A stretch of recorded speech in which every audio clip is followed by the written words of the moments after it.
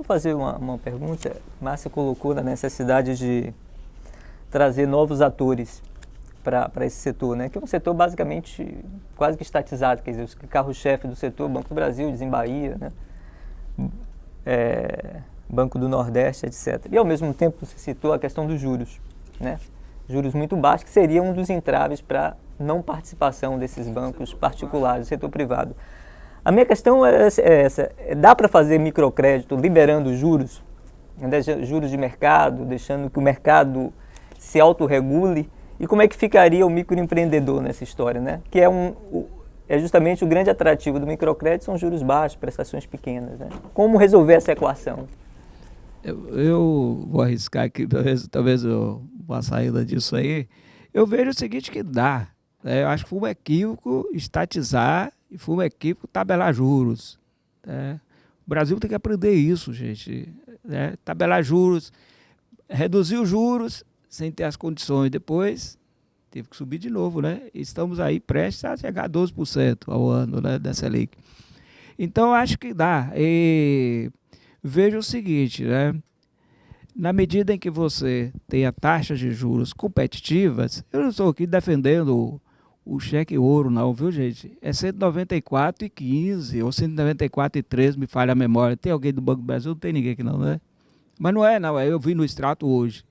194,15. O Banco do Brasil é um banco público, né? A gente fica envergonhado de ver umas coisas dessa, né? Eu acho que é por isso que o Brasil está onde está. Aí promove as desigualdades, né?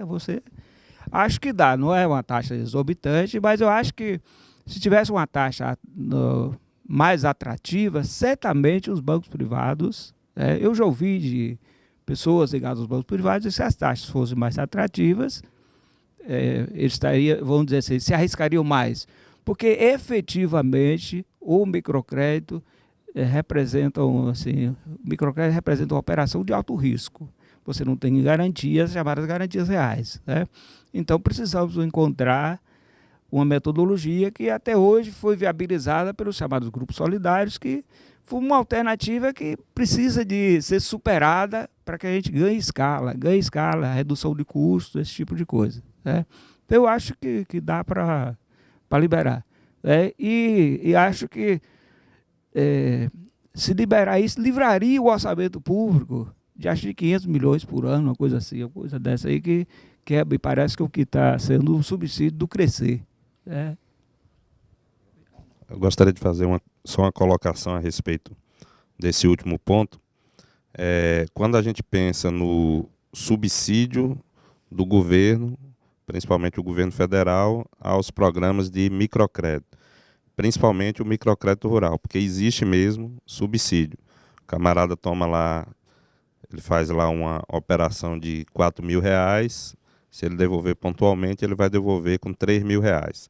E aí o companheiro aqui faz a colocação a respeito desse subsídio, que torna, talvez por ele não poder ser operado por bancos particulares, ou enfim, que torna assim não atrativa essa aparente falta de rentabilidade naquele segmento, naquela operação, naquele grupo de operações que vai ser feito para os microempreendedores. Mas, do meu ponto de vista, nós temos que pensar também que o governo, à medida que ele investe, à medida que ele aplica altas somas, altas cifras nesse subsídio, mas nós temos que pensar também na redução da pobreza. Ou seja, inclusive lá no AgroAmigo, nós temos algumas estatísticas referente aos clientes do nosso programa, que são também beneficiários do Bolsa Família. E nós estamos já começando a a amadurecer assim, as análises, os estudos, para nós termos uma estatística, dentro de pouco tempo, bem definida, tipo assim, de quantos clientes eram do Bolsa Família e hoje eles não são mais beneficiários do Bolsa Família. Quando eles passam a ser beneficiários, quando eles deixam de ser beneficiários do Bolsa Família, significa dizer o quê? Que eles evoluíram, né? Que a unidade familiar houve uma evolução. Então, com isso, o governo ele aplica de um lado e passa a economizar do outro lado. Ou talvez aquele volume de recurso que ele aplicava numa determinada quantidade de pessoas, ao passo que uma fatia dessas pessoas evoluiu a sua condição financeira, então aquele recurso vai poder ser destinado a outras pessoas que também precisam. Então nós temos também que pensar, no meu ponto de vista, no nosso ponto de vista, nós temos que pensar também nesse ponto, nesse lado positivo do subsídio do governo às operações de microcrédito. Só uma rápida, só para falar que eu acho que tem que ter cuidado com essa questão dos juros aí, de liberar juros, porque eu acho que o microcrédito tem um fator social muito importante. Então, se a gente pensar que essa estratégia de liberar os juros para que algumas instituições se interessem, é meio que um tiro pela culatra. Ou seja, o microcrédito passa a perder um pouco da sua função social, certo? Então, eu não podia deixar de colocar isso, porque a gente tem que ter cuidado, porque às vezes a gente começa a desfocar do objetivo, entendeu? E aproveitando que eu já estou aqui com o microfone, tem a questão também do, assim, eu tenho uma impressão, não conheço nenhuma estatística, a gente tem dificuldade de estatística, né, no nosso país, e nessa área principalmente. Assim, qual é o tipo de tomador? Se é aquele que toma por necessidade, por sobrevivência, a maioria, né? E se tem aquele que toma porque é uma pessoa empreendedora, que viu uma oportunidade de negócio no bairro, na comunidade dele, e ele começar a pensar nisso como de uma maneira empreendedora mesmo, como um negócio. Então, acho que a gente precisa também pensar em estimular um pouco esse lado da oportunidade de negócio. É claro que eu acabei de falar na questão do papel social, que a pessoa trabalha porque precisa para a sobrevivência, mas também eu acho que a gente tem que começar a pensar, começar a trabalhar no lado do empreendedor mesmo. Você estava falando aí da questão, né, reforçando a questão de começar na escola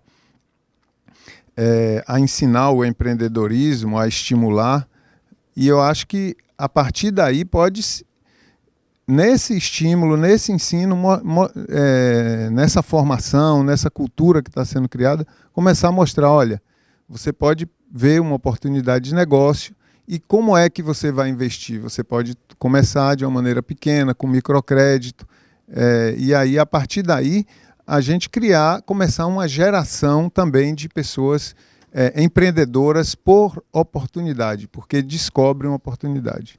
Obrigado. Deixa eu fazer uma outra pergunta. Você queria falar? Rapidinho, só uma complementação, voltando ainda a falar das taxas, né? Eu acredito que ele perderia um pouco do foco, né, social também. E assim, à medida que o empreendedor, a ideia é que ele comece e que ele cresça, ele vai sair do microcrédito, ele vai para um crédito normal, crédito aí com os outros bancos, né, com as outras linhas dos bancos. Então, ao meu ver, aumentar a taxa não seria ideal, não. Que me veio uma questão aqui que é a seguinte: nada impede que qualquer instituição financeira privada invista no microcrédito, não com a intenção de subsidiar a sociedade, não. Acho interessante que instituições financeiras privadas ingressem no microcrédito como uma estratégia, né, de ter bons clientes no futuro.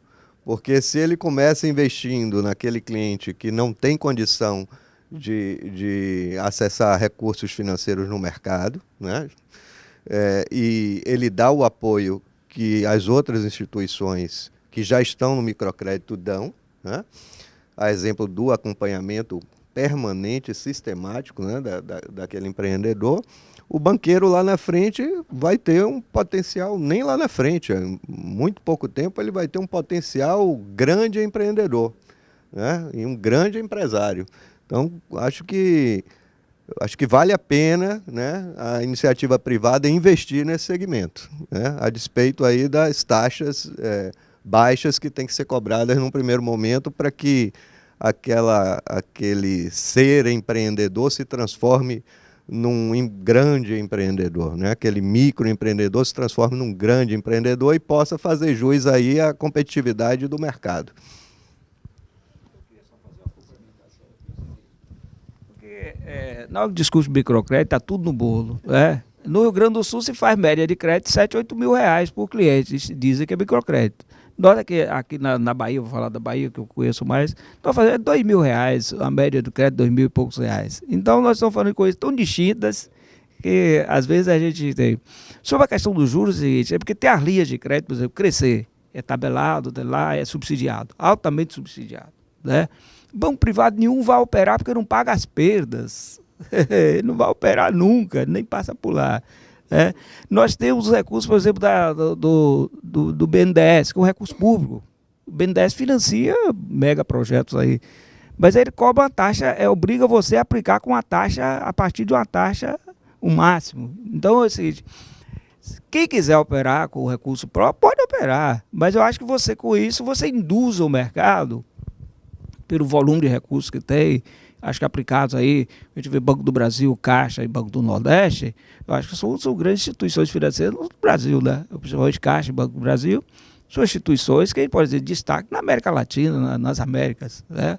E aí a capacidade que eles têm de inibir também outras iniciativas. Isso aí quem estuda economia vai saber, nos monopólios, onde o oligopólio, onde tem um muito destacado, inibe os outros, né?